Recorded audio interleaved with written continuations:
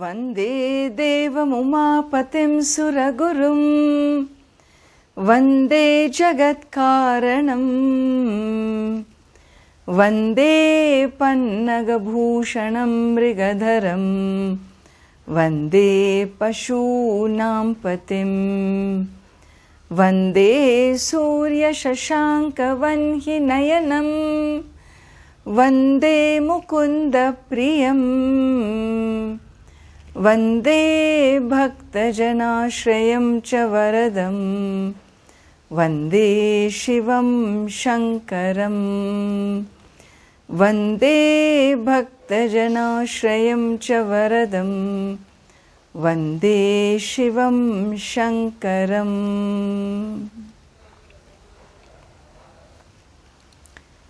Let us chant together Uma Maheshwara Stotram up to the 10th verse. Namah Shivabhyam Navayauvanabhyam Parasparashlishta-vapurdharabhyam Nagendra Kanya Vrishaketanabhyam Namo Namah Shankara Parvatibhyam Namah Shivabhyam Sarasotsavabhyam Namaskritabhishtavarapradabhyam Narayane Narchita Padukabhyam Namo Namah Shankara Parvatibhyam Namah Shivabhyam Vrishavanabhyam Virinchi Vishnuindra Supujitabhyam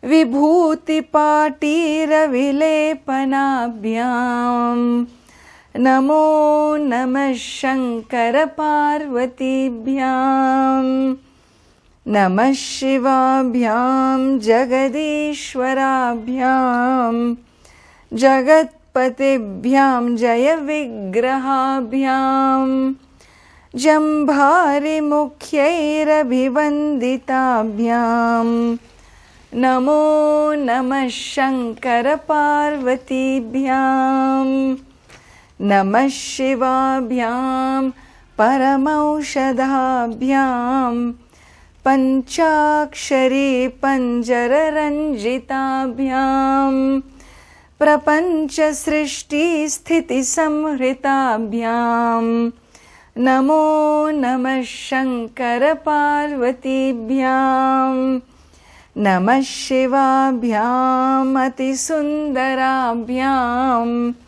Atyantamasakta Hridam Bujabhyam Asheshalokaikahitankarabhyam Namo Namah Shankara Parvatibhyam Namah Shivabhyam Kalinashanabhyam Kankala Kalyana Vapurdharabhyam Kailasa Shailasthita Devatabhyam Namo Namah Shankara Parvatibhyam Namah Shivabhyam Ashubhapahabhyam Asheshalokaika Visheshitabhyam Akuntitabhyam Smriti Sambritabhyam Namo Namah Shankara Parvatibhyam Namah Shivabhyam Rathavahanabhyam Ravindu Vaishwanaralochanabhyam Rakasha Shankaba Mukhambujabhyam Namo Namah Shankara Parvatibhyam Namah Shivabhyam Jatilandharabhyam Jaramritibhyam Cha Vivarjitabhyam Janardanabjodbhava Pujitabhyam Namo Namah Shankara Parvatibhyam. So we have seen up to here this beautiful set of verses on the cosmic being as Lord Shiva and Goddess Shiva. And hence Namah Shivabhyam salutations to both of them. Who are the both of them? Namo Namaha Shankara Parvatibhyam. My repeated salutations to Shankara and Parvati. And thus, beginning and ending, offering one's salutations, a few points, but very significant points, significant messages were brought through in this set of verses. Continuing, let us see the 11th verse.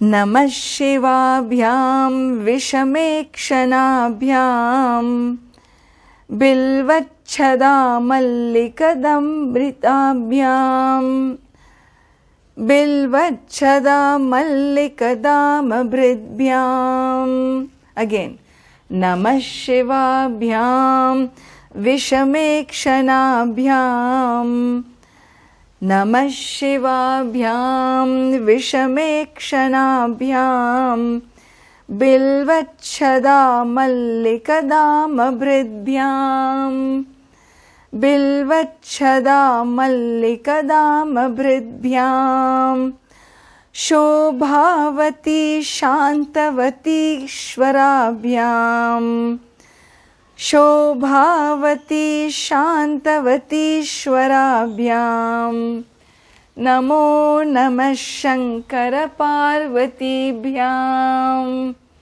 Namo Namah Shankara Parvatibhyam Namah Shivabhyam Vishamekshanabhyam Bilvachchada Mallikadamabridbhyam Shobhavati Shantavati Shvarabhyam Namo Namah Shankara Parvatibhyam Namah Shivabhyam Vishamekshanabhyam Bilvachchada Mallikadamabridbhyam Shobhavati Shantavati Shvarabhyam Namo Namah Shankara Parvatibhyam.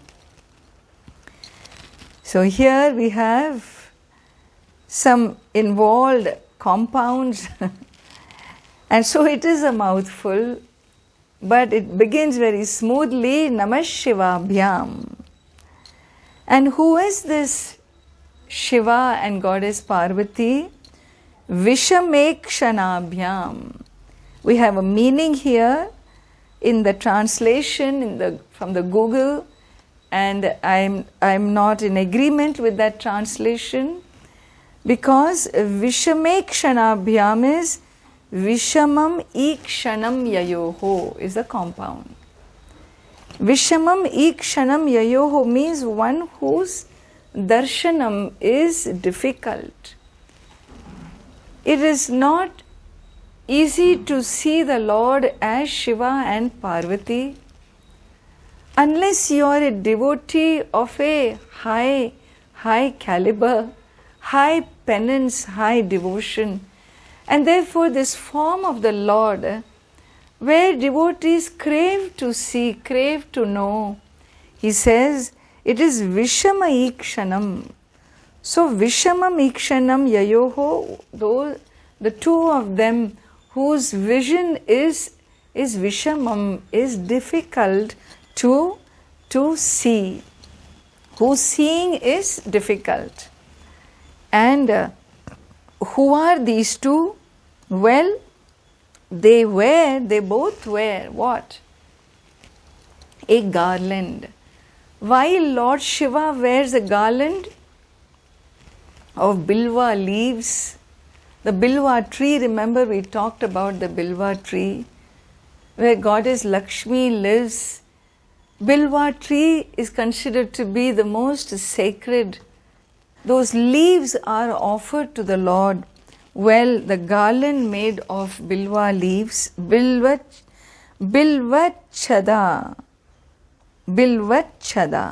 Chada is mala, garland. So garland of bilwa. And what does the goddess wear? Mallika dama. Dama is again mala, a garland. Mallika is the jasmine flowers. And so her side of the form is fragrant, beautiful, colorful. She radiates fragrance of the jasmine flower, while Lord Shiva, remember, it is a skeleton and an embellished beauty, both. And so Bilvachada Mallikadama Bridbhyam. And so they are, so Mallikadamam Bibharti. Mallikadamni Bibharti. Bibharti means those who adorn, these two adorn the bilwa leaves and the jasmine flowers as two sacred garlands on their form. And how does this form look like? Shobhavati Shantivati. So, Shobhavati cha asau Shantivati cha. The feminine side of this form is Shobhavati. Shobhavati is beautiful. The goddess is always beautiful. Her form is enchanting, Shobhavati. And is it enchanting, but is it a very, very vibrant and energetic form? No. Shantivati. It is a form of silent, peaceful beauty. Shobhavati, Shantivati are two adjectives describing the goddess. She is beautiful and she represents peace. She is peaceful. It's a peaceful form. It's a sattvic form. And what about Ishvara's form? Well, the other side is Ishvara, whose form has been already described to you. And therefore, this is the whole form of the Lord, and unto this benign, compassionate, beautiful cosmic form of the Lord and the Goddess, Namo Namaha Shankara Parvati Bhyam. And thus with this, the concluding verse has one more small idea that is going to present. Let us see what he has to say. Namah Shivabhyam Pashupalakabhyam. Namah Shivabhyam Pashupalakabhyam. Jagatrayi Rakshana Baddhahridbhyam. Jagatrayi Rakshana Baddhahridbhyam. Samasta Devasura Pujitabhyam. Samasta Devasura Pujitabhyam. Namo Namah Shankara Parvati Bhyam. Namo Namah Shankara Parvati Bhyam. Namah Shivabhyam Pashupalakabhyam. Jagatrayi Rakshana Baddhahridbhyam. Samasta Devasura Pujitabhyam. Namo Namah Shankara Parvati Bhyam. Namah Shivabhyam Pashupalakabhyam. Jagatrayi Rakshana Baddhahridbhyam. Samasta Devasura Pujitabhyam. Namo Namah Shankara Parvati Bhyam. And so here Namah Shivabhyam Pashupalakabhyam.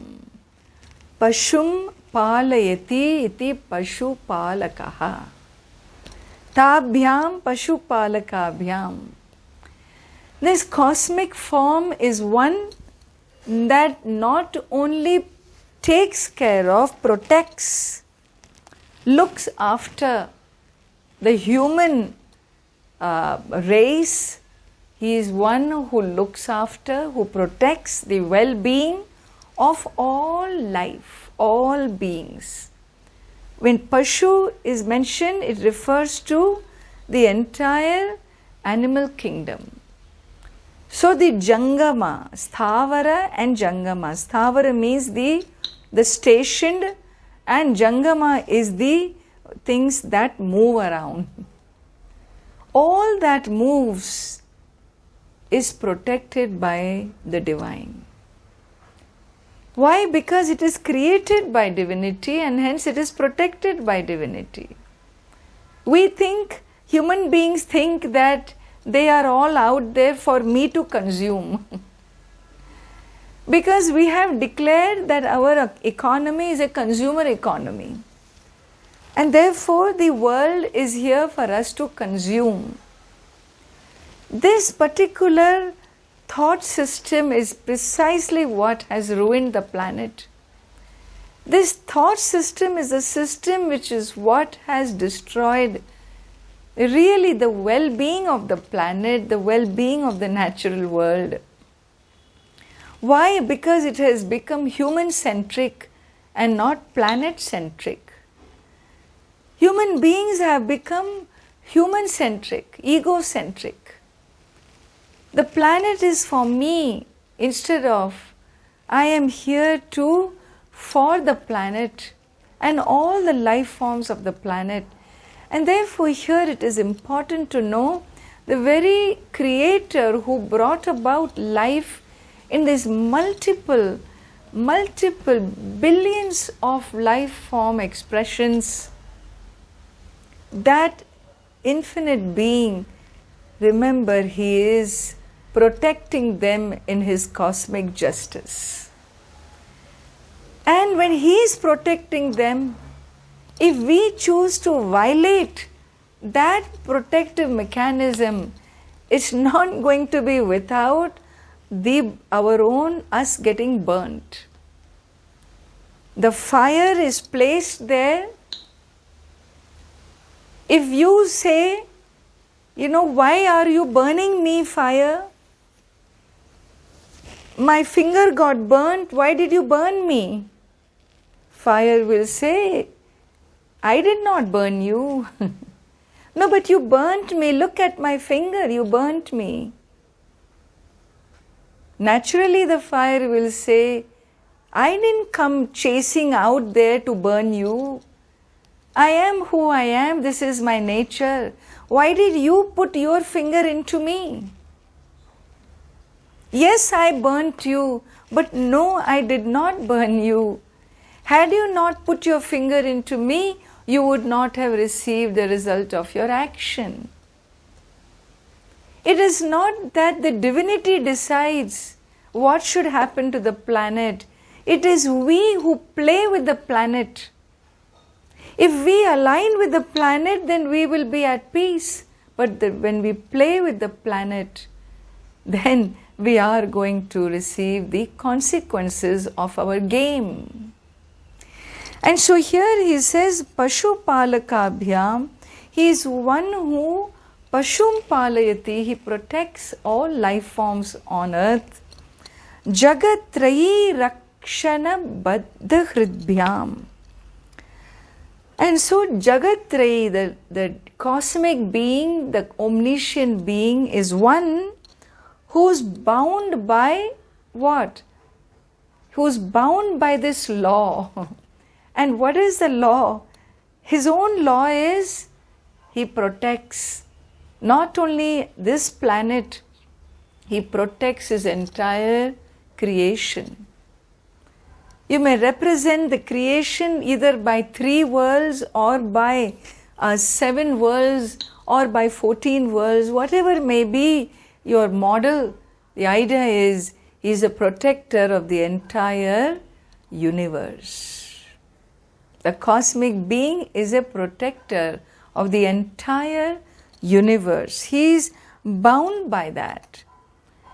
And who does he protect? Entire universe. When you say there are good, bad, ugly, yes. Third line makes it clear.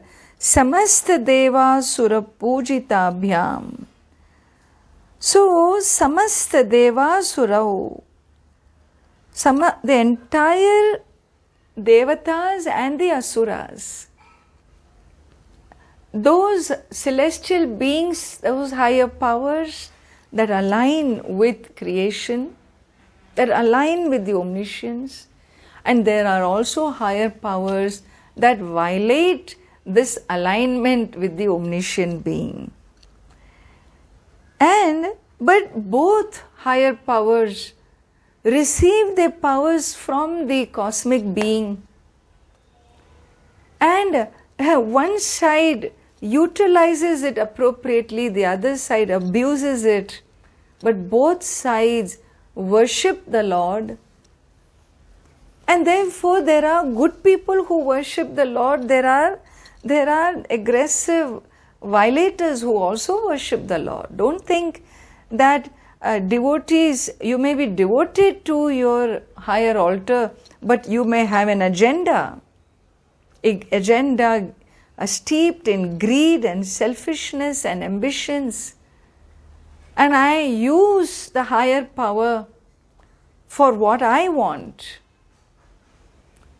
And so if this is what it is, he says, well, the Lord, being the omniscient being, he protects both. Why? That is precisely called the shift of paradigm.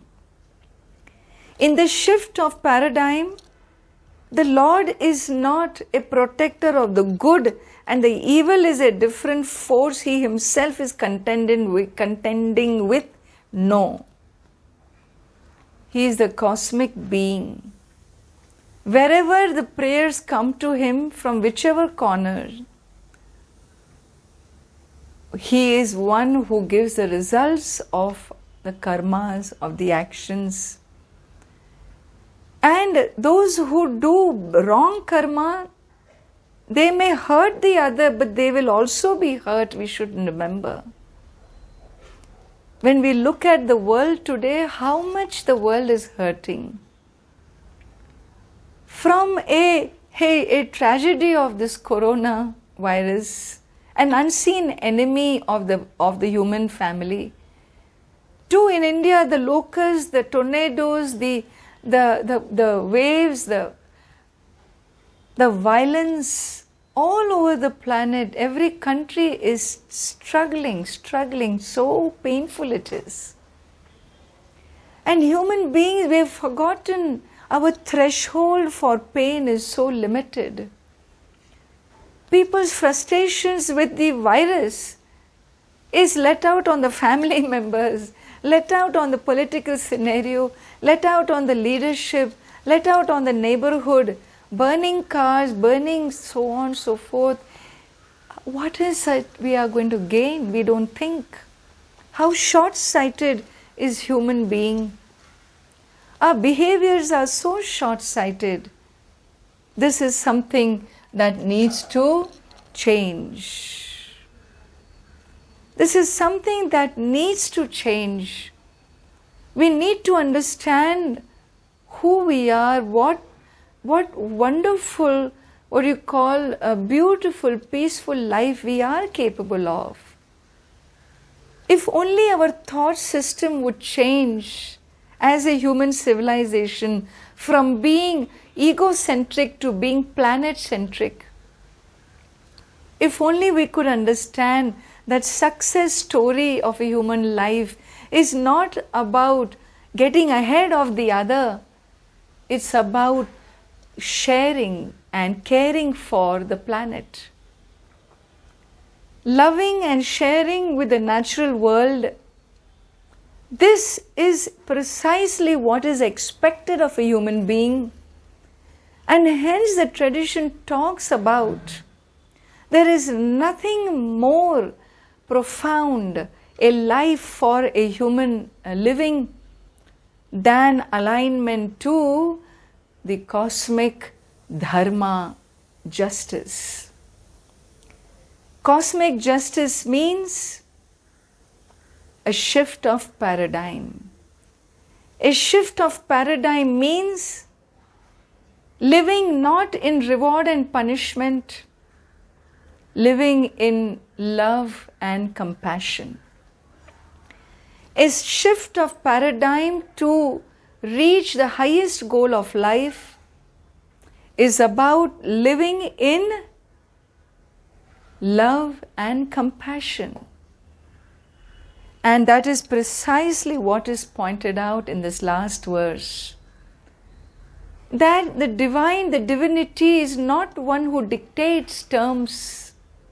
It is His law that will give you the consequence of your actions. If your action is in harmony, the consequence will be in harmony. If your action is in destruction, the consequence will be in destruction. That is a law. So should I live in fear of this law? No. You cross this law.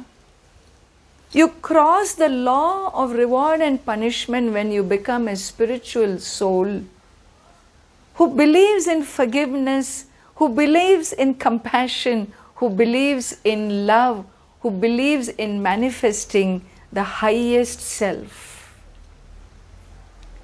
If that is my intent, then I live a life not in consumerism, a consumer ecology. I live in spiritual ecology. I live, my human civilization will shift its consciousness to a higher ecology of existence. And therefore, devotion, love, compassion, forgiveness is really the key to one's very surrender to the cosmic being. And so in the concluding statement he says, Stotram Trisandhyam Shiva Parvatibhyam Stotram Trisandhyam Shiva Parvatibhyam Bhaktya Pathe Dwadashakam Naro Yaha Bhaktya Pathe Dwadashakam Naro Yaha Sa Sarva Saubhagya Phalani Bhunkte Sa Sarva Saubhagya Phalani Bhunkte Shatayurante Shivalokameti Shatayurante Shivalokameti Stotram Trisandhyam Shiva Parvatibhyam Bhaktya Pathe Dwadashakam Naro Yaha Sa Sarva Saubhagya Phalani Bhunkte Shatayurante Shivalokameti Stotram Trisandhyam Shiva Parvatibhyam Bhaktya Pathe Dwadashakam Naro Yaha Sa Sarva Saubhagya Phalani Bhunkte Shatayurante Shivalokameti. And so here in the concluding statement, the Phala Shruti, he says, Stotram, this set of verses, which if somebody, this 12 Dwadashakam, the 12 verse set of verses devoted to Shiva and Parvati, with devotion one who chants 3 times a day, 3 Sandhyam Pathed Yaha Naraha, the one who chants, recites, स सर्व saubhagya phalani bhunkte. So he will get a result. What result will he get? All good will befall to him. Not good that he wants, good that is good for him. Whatever is good for him will come to him. Don't say what I declare as good should come to me.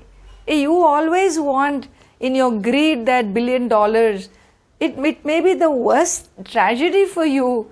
So you don't decide the good. Let the divinity decide the good. Sarva saubhagya phalani bhunkte shatayurante shiva lokameti. He says at the end of his 100 years, Shatayuhu, he will live 100 years, meaning he will live a long life. And then what will happen at the end of which, when he drops his mortal coil, he will be one with the divine. Shiva Lokameti, he reaches the feet of the divine. He becomes one with the divine. He becomes eternal, in other words. And so this prayer, Phalashruti describes the beautiful result of Uma Maheshwara Stotram. The recitation 3 times is talked about because of that meeting point.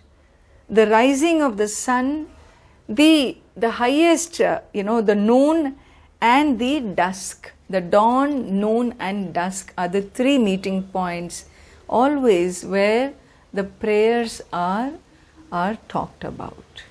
So with this, we complete Uma Maheshwara Stotram.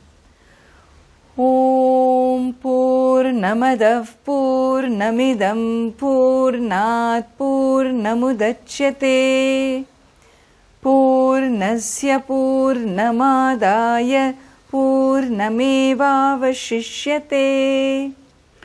Om Shanti Shanti Shanti. Harihi Om Shri Gurubhyo Namaha. Harihi Om.